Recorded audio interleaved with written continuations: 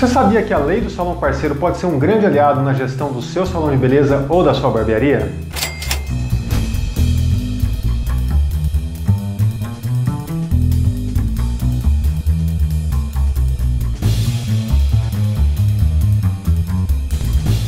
Olá, eu sou o Mário Neuber e esse é o canal Salões e Barbearias Lucrativos. No vídeo de hoje a gente vai falar sobre a lei do salão parceiro e como ela pode ser um grande aliado aí para harmonizar a relação de trabalho entre profissionais de beleza e donos de salão de beleza e barbearias. Bom, antes da gente começar a falar sobre a lei do salão parceiro, é importante a gente entender o contexto que existia no Brasil antes dessa lei ser promulgada em outubro de 2016. Até então, o conjunto de leis que regulamentava as relações de trabalho no Brasil era simplesmente a CLT, que é a Consolidação das Leis do Trabalho, que é um conjunto de leis aí bastante antigo que existe no Brasil. Essa legislação, ela determinava que a relação de trabalho precisava ter um contrato, um vínculo formal de trabalho, carteira assinada. Só que a característica do mercado de beleza no Brasil nunca foi fazer o registro dos profissionais de beleza, o cabeleireiro, o barbeiro, a manicure, e assim por diante. Sempre existiu uma relação informal no Brasil, onde um profissional ia lá prestar os seus serviços e ganhava as comissões que tinham sido combinadas ali com o dono do estabelecimento. E aí as relações de trabalho funcionavam assim normalmente durante vários anos, as pessoas trabalhavam em um salão às vezes por 10, 15, 20 anos, só que quando essa relação de trabalho chegava ao fim, por algum motivo qualquer, ou porque o profissional resolveu sair do estabelecimento, ou porque ele se desentendeu com o dono do negócio e acabou sendo demitido, gerava uma oportunidade, gerava uma situação que permitia que o prestador de serviço entrasse na justiça e pleiteasse direitos trabalhistas que estavam previstos na CLT e que não haviam acontecido ao longo desses anos de trabalho, porque não havia um registro formal de trabalho. Então essas ações trabalhistas acabavam gerando pagamento de multa, de fundo de garantia, de férias atrasadas e geravam um passivo trabalhista, uma dívida trabalhista muito grande para os salões, para as barbearias, e muitas vezes acabava até fechando essas empresas porque não davam conta de pagar essas multas, essas dívidas trabalhistas tão grandes. E aí então, em outubro de 2016, foi homologada a lei número 13.352, que é conhecida no mercado como Lei do Salão Parceiro ou Lei do Profissional Parceiro, que veio regulamentar essa relação de trabalho que sempre existiu de forma informal no Brasil, que é o profissional de beleza prestar os seus serviços e ganhar comissões. Bom, por que eu estou falando dessa lei, que ela já está no mercado aí há mais de 3 anos, e por que eu estou falando desse assunto? Porque apesar disso, ainda gera muita dúvida, gera muito desconhecimento e eu vejo muitos salões trabalhando da forma errada.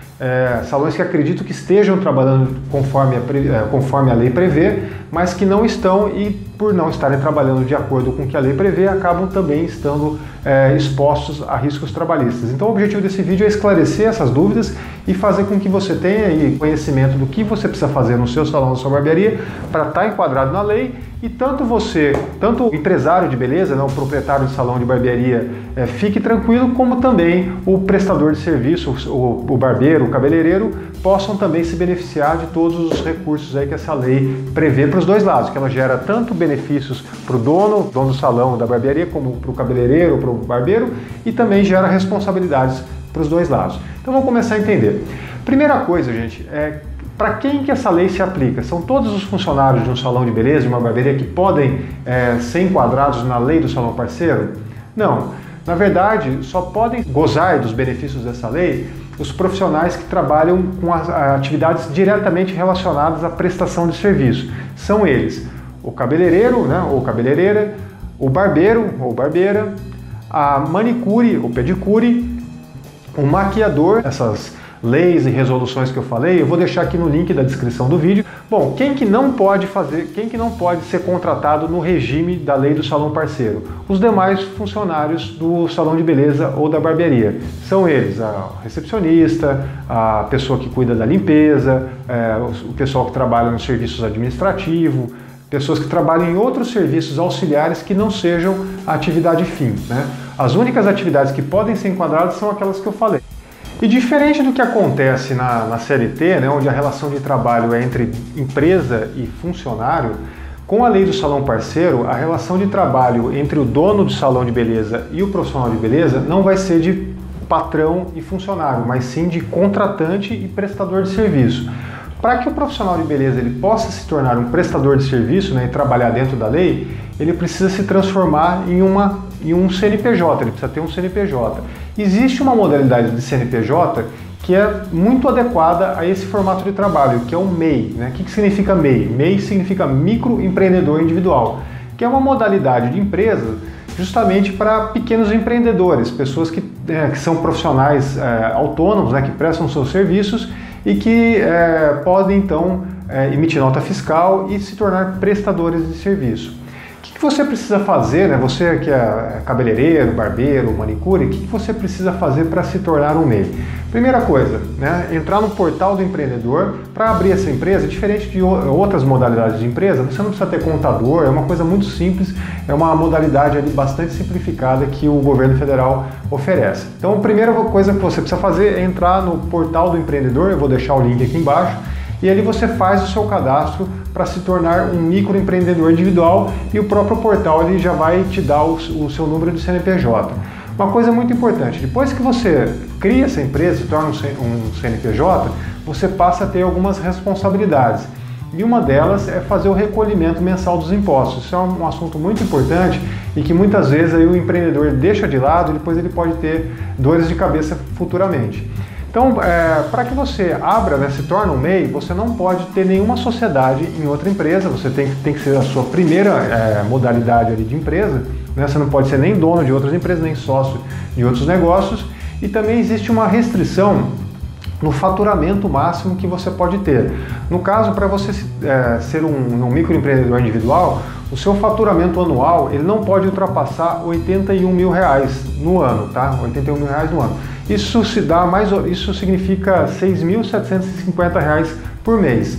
Não tem problema, se um mês você faturar 8 mil, no outro mês você faturar 5 mil, não tem problema. O importante é que ao longo de 12 meses, né, você não ultrapasse ali o faturamento de R$81 mil no ano. Quais são as responsabilidades ali do microempreendedor? Então você precisa emitir nota fiscal dos serviços que você presta. Então todos os meses ali você realizou uma série de serviços e vai receber um determinado valor de comissão, você vai ter que emitir uma nota fiscal sobre as comissões que você está recebendo. Essa emissão de nota fiscal ela também pode ser feita no portal do empreendedor. Você não precisa ter nenhum contador, nenhum custo adicional para seguir essas burocracias aí que a lei obriga. O próprio portal do empreendedor te ajuda a fazer isso. Então você vai emitir as suas notas fiscais e você vai pagar o imposto também, um imposto fixo, né, diferente de outras modalidades de empresa que você paga um imposto percentual ao valor que você faturou. Como microempreendedor individual, você vai pagar um valor fixo todo mês que gira em torno ali dos R$55 por mês. Gente, uma coisa muito importante que você tem que ter atenção é que depois que você faz o seu registro do CNPJ, você tem a responsabilidade de pagar esse imposto todos os meses. Você não pode simplesmente pagar o imposto quando você emitir nota fiscal, mas sim ele se torna uma obrigação recorrente. E aí é um ponto de atenção, porque às vezes o empreendedor ele não está exercendo atividade, não está recebendo salário, ele se esquece de pagar os impostos. E aí ele pode ter uma dor de cabeça futura de receber impostos atrasados e ter que pagar multa, ter que pagar juros sobre isso. Tá certo? Outra coisa importante, né? Então você já fez o profissional de beleza ali, ele fez o seu registro como microempreendedor individual, então ele pode se tornar um prestador de serviço do salão de beleza ou da barbearia. O que precisa ser feito, né, para que ele torne essa relação de trabalho oficial?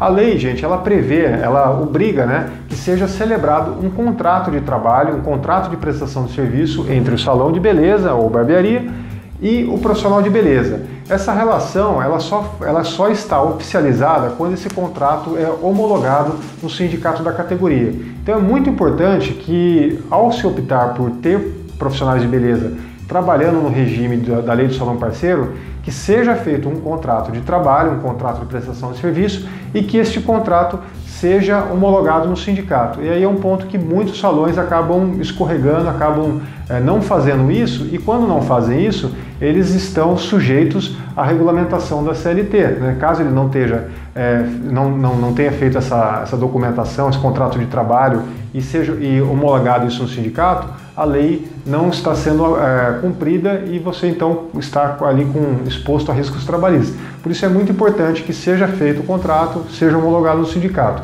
Outra coisa também muito importante é que os impostos estejam sendo recolhidos todos os meses, tá? Bom, e a lei do salão parceiro, ela também estabelece responsabilidades para o dono do negócio, né? O dono do salão, da barbearia. Ele tem a responsabilidade de garantir as instalações, de garantir a infraestrutura adequada para o prestador de serviço exercer sua atividade de trabalho, né? Então ele vai ter que ali ter estrutura de cadeira, de bancada, de lavatório, enfim, todos os equipamentos ali necessários para que o profissional possa exercer sua atividade. Ele fica responsável também pelo recebimento dos valores, né? Os valores aí que os clientes pagam pelos serviços prestados. E como ele recebe os valores, ele tem a responsabilidade também de fazer o pagamento das comissões conforme as datas que forem previstas ali no contrato de prestação de serviço que foi homologado lá no sindicato. Uma outra responsabilidade do dono do salão é fazer o recolhimento dos impostos, seja o imposto, né, dele ali como empresa e seja o imposto do profissional, do prestador de serviço. Aí tem um ponto muito importante que é uma grande vantagem para o empreendedor, né, para o proprietário ali do salão da barbearia. Os impostos que ele vai ter que pagar vão ser relativos somente à parte que ele recebeu. Então, por exemplo, se ele cobrou R$100 ali por um determinado serviço e ele pagou 50% de comissão, ele não vai ser tributado sobre os R$100 que o cliente pagou, mas sim somente pela parte que ficou com o salão de beleza. Então, nesse caso aí, 50%. Essa é uma grande vantagem que ajuda muito ali a redução, né, a reduzir a carga tributária de um salão de beleza, de uma barbearia, tá certo? E também, assim, é de responsabilidade do proprietário do salão todas as responsabilidades cíveis e fiscais ali do salão de beleza. Então, se houver algum problema lá civil, o salão de beleza é responsável e não o profissional prestador de serviço. Um erro muito comum que muitos donos de salão de beleza e barbearias cometem é achar que basta que o seu profissional tenha, né, o registro da MEI para que o salão ou a barbearia esteja enquadrado na lei do salão parceiro. Isso, na verdade, não é uma coisa automática, é preciso que você tenha atenção a alguns detalhes para que a sua empresa esteja devidamente enquadrada na MEI e que você não esteja exposto a riscos trabalhistas. Quais são esses cuidados que você tem que ter? O seu profissional ele precisa estar emitindo nota fiscal para você. Se ele simplesmente tiver, né, se você tiver o contrato de trabalho, ele estiver trabalhando lá, recebendo suas comissões, mas não estiver emitindo nota fiscal, você está abrindo uma brecha para que depois ele conteste isso numa possível ação trabalhista. Então é fundamental que ele emita nota fiscal todos os meses e que os impostos da MEI sejam recolhidos todos os meses também. Fazendo isso, gente, você evita um grande risco trabalhista e também permite que o seu prestador de serviço, né, que o profissional parceiro, também se beneficie de algumas vantagens que a lei oferece para ele também, como, por exemplo, auxílio maternidade, afastamento remunerado por problemas de saúde, aposentadoria e também permita que ele tenha facilidades para abrir conta em banco, solicitar visto para viajar para outros países, enfim, ele tenha uma atividade profissional regulamentada e oficializada, saia da informalidade. Por outro lado, o profissional ele também tem suas responsabilidades e seus benefícios, então ele tem a responsabilidade de seguir o contrato, né, ter obrigações ali em relação ao zelo, né, pelos equipamentos que ele está usando, a regras de trabalho que aquela empresa tem e que estão estipuladas em contrato. Eu já vi muitas vezes alguns barbeiros, alguns cabeleireiros falando, como eu sou um MEI, eu não tenho mais obrigação de cumprir horário, eu não tenho mais obrigação de trabalhar em um dia que eu não tiver com vontade de trabalhar, eu faço o que eu bem entender. Na verdade não é bem assim, é importante que você observe o que está regulamentado no contrato de trabalho, no contrato de prestação de serviço, que foi assinado e homologado entre as duas partes. Por isso é muito importante ali que na hora de celebrar um contrato, de assinar um contrato, você dê uma lida e veja se está tudo de acordo ali com o que você vai estar disposto a trabalhar futuramente.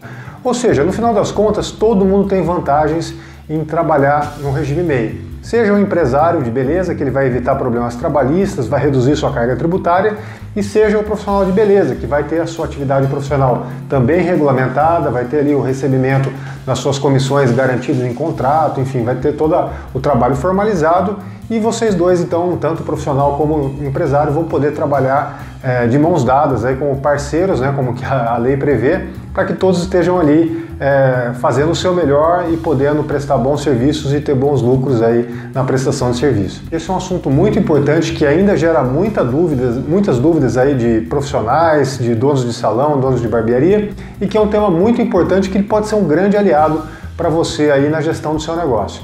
Tá certo? Coloca aqui nos comentários como é que está aí no seu salão, se você está seguindo todos os detalhes aí da lei, se você está trabalhando direitinho ou se tem algum ponto aí que você precisa ajustar para estar com as atividades em dia. Tá certo? Não se esqueça de se inscrever no canal, dá um joinha no vídeo se você gostou e também faça ali a notificação no sininho para que você sempre seja informado aí sempre que a gente postar vídeos novos no canal. Tá certo, pessoal? Um grande abraço e ótimos lucros aí para vocês.